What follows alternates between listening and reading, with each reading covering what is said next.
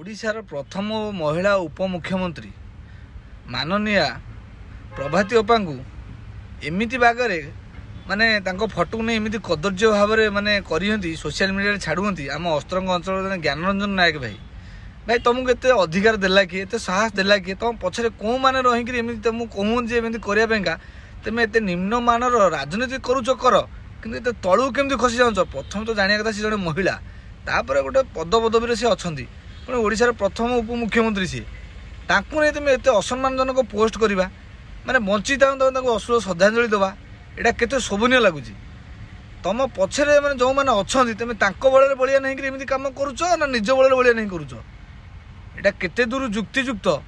स्वतंत्र नारी समाज माने तुम गोटे असामाजिक माने गोटे कलंकित अध्याय सृष्टि करुच माने पुरुष गोटे पुरुष को 100 पुरुष कहीं कहे एत निंदनीय कार्य क्या बल तुम करुच।